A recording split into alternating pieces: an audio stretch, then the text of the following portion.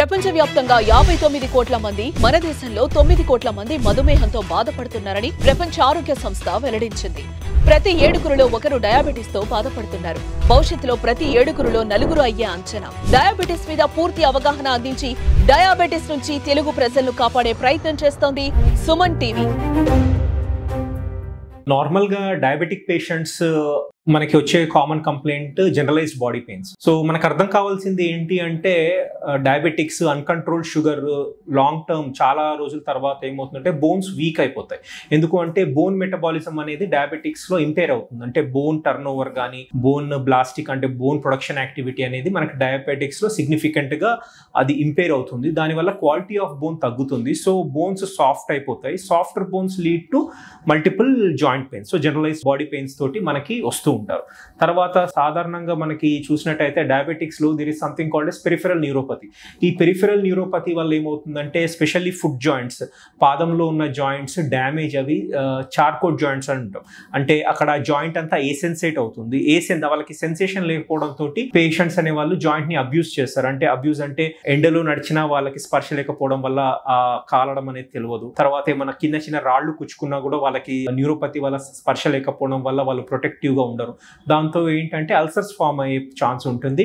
ఆ ulcers because of sugars non healing ulcers గా form అవుతాయి. స్లోలీగా దాన్ని నెగ్లెక్ట్ చేస్తే అది కూడా జాయింట్ కి పెనిట్రేట్ అయ్యి జాయింట్ లో ఆస్టియోమైలిటిక్ చేంజెస్ కూడా వచ్చే అవకాశం ఉంటుంది. So these all are long term sequel of uncontrolled diabetics for long duration uncontrolled గా ఉంటే ఇలాంటి మన ప్రాబ్లమ్స్ అనేవి మనము సాధారణంగా చూస్తుంటాం.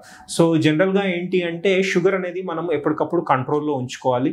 తర్వాత HbA1c లెవెల్ కూడా ఫ్రీక్వెంట్ గా ఎవ్రీ 3 అవర్స్ మానిటరింగ్ చేసుకోవాలి. ఎందుకంటే అది మనకి యావరేజ్ బ్లడ్ గ్లూకోజ్ లెవెల్స్ అనేది మనకి ఓవర్ పీరియడ్ ఆఫ్ 3 months ఎలా ఉందో తెలుస్తుంది. దాంతో ఏంటంటే ఈ పెరిఫెరల్ న్యూరోపతి చేంజెస్, తర్వాత ఈ చార్కోట్ జాయింట్ చేంజెస్, తర్వాత నాన్ హీలింగ్ అల్సర్స్, తర్వాత generalised bone pains because of softer bones అనేది మనం అవాయిడ్ చేయొచ్చు. తర్వాత డయాబెటిక్స్ అందరు కూడా మేము చెప్పే రెగ్యులర్ అడ్వైస్ ఏంటంటే compulsory some form of physical activity ఎక్కడైతే మనకి బోన్ పైన ఒక 20 to 30 minutes ఆఫ్ స్ట్రెస్ అనేది ఉంటుందో అది చేయమనే చెప్తాం. హెల్దీ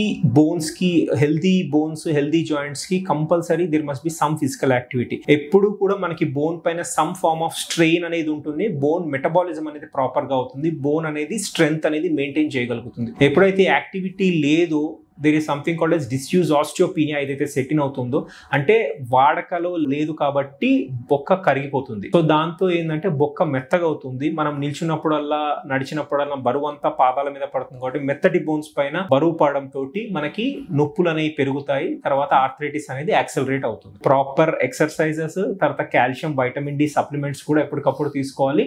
అన్నిటికన్నా ముఖ్యం షుగర్ అనేది మనం కంట్రోల్లో ఉంచుకునే ప్రయత్నం చేయాలి. డైటరీ మోడిఫికేషన్స్ తోటి, మెడికేషన్స్ తోటి, ఎక్సర్సైజ్ తోటి. తర్వాత డయాబెటిక్ ఫుట్వేర్, పాదాలకు ఎటువంటి డ్యామేజ్, ఏదన్నా రాళ్లు గుచ్చుకోకుండా, ఏదన్నా బండ పైన నడిచినా కూడా వేడి వల్ల డ్యామేజ్ అవ్వకుండా diabetic footwear, proper fitting shoes అనేది మనము ఖచ్చితంగా వాడాల్సి ఉంటుంది.